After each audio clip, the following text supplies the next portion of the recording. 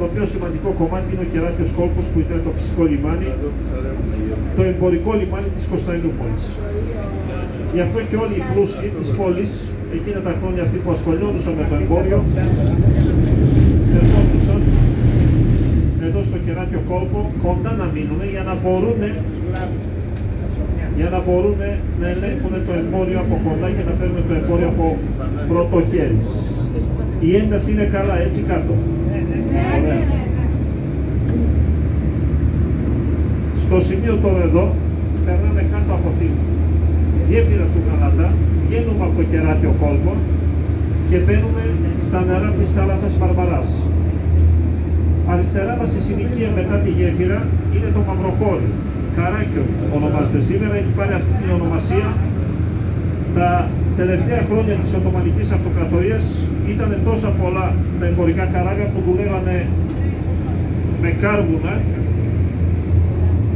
και ξύλα και αφήνανε μια μεγάλη καπήλα και έχουν μαυρίσει τα κτίρια από αυτά τα πολλά τα καράβια, όπως και σήμερα βλέπετε. Μπαίνουν, βγαίνουν πολλά καράβια και από εκεί έχει πάρει την ονομασία Μαυροχώρι, μια συνοικία εβραϊκή, αρμενική, ελληνική. Γι' αυτό και σήμερα υπάρχουν δύο μεγάλες συναγωγές εδώ πέρα. Υπάρχουν δύο αρμενικές εκκλησίες, υπάρχουν 3 ελληνικές ορθόδοξες και 5 ρώσικες.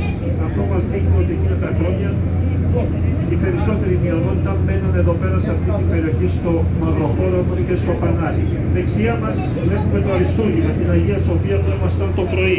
Από μακριά βλέπετε πόσο όμορφα είναι η Αγία Σοφία δεξιά μας. Και μπροστά ο μικρός μικρός είναι η Αγία Ειρήνη. Εδώ τώρα σιγά σιγά θα διασχίσουμε ένα κομμάτι από τη θάλασσα Μαρμαρά και θα βγούμε στα νερά του Βοσπόρου. Γεια σας.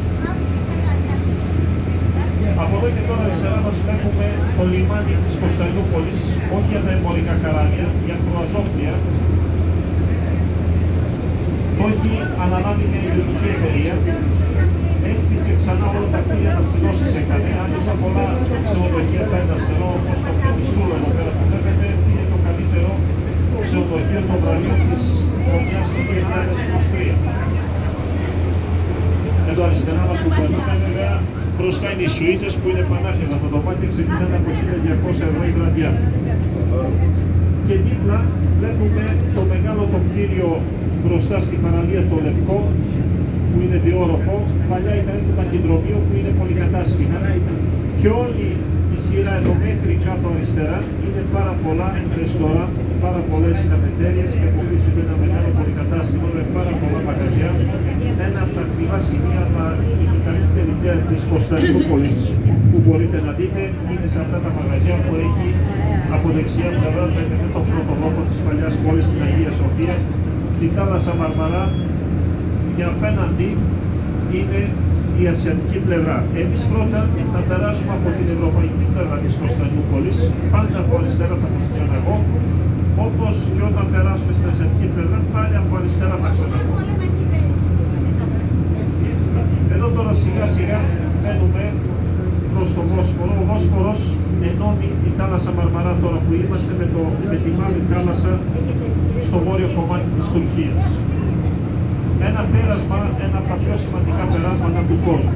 Για ποιο λόγο? Επειδή όσοι έχουν έδρα στη Μαύρη Θάλασσα όπως η Ρωσία, όπως η Ουκρανία, Ρουμανία, Βουλγαρία, Γεωργία, έχουν ανάγκη αυτό το πέρασμα για να βγάλουν τα εμπορικά τους καράβια, γιατί από πάνω δεν μπορούν. Και γι' αυτό είναι πολύ σημαντικό αυτό το μέρος. Δεν είναι καθόλου τυχαία, οι αυτοκράτοροι και οι Σουλτάνοι έχουν διαλέξει αυτό το μέρος ως πρωτεύουσα.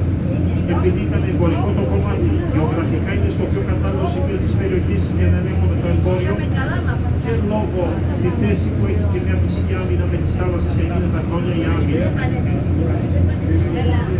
Για πρώτη φορά, όπως αναφέραμε και στη μυθολογία, ο Ιάσονας έχει περάσει με το καράβι αργό με την ακροματική εκστρατεία όταν πήγαινε προς το έξινο πόντο προς την Κολκίδα για να πάρει το χρυσόμενο τον τέρας. Και αναφερόντουσαν ότι τότε, αν θεωρούσε να περάσει κάποιος από τις συμπληγάδες πέτρες, θα ήταν ανοιχτός ο Βόσπορος σε όλα τα καράβια και αναφέρονται ότι ο Ιάσονας με το καράβι αργό, ανάλογα με την μυθολογία, πέρασε από εδώ, από τις μεγάλες πέτρες και αναφέρονται ότι από τότε είναι ανοιχτός ο Βόσφορος για όλα τα καράβια. Εδώ αριστερά μας τώρα βλέπουμε πάρα πολλά ρεστοράν. Συνηθέρες λίγο οι τιμές λόγω στην παραλία, λόγω το κομμάτι που βρίσκεται εδώ πέρα και πίσω από τις καφετέρειες, από τα ρεστοράν που είναι πολυκατάστημα.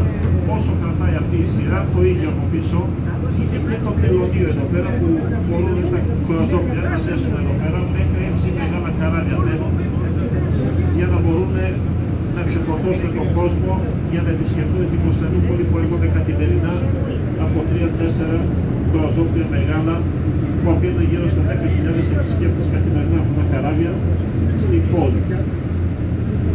Και τώρα μπαίνουμε στο Βόσπορο, είπαμε 32 μίλια είναι. Υπάρχουν οι 3 κρεμαστές γέφυρες, θα περάσουμε να δούμε τις 2 κρεμαστές γέφυρες, γιατί αν είναι προς το άνοιγμα το έξω πόντο δεν φτάνουμε μέχρι εκεί, θέλει πολλή ώρα για να φτάσουμε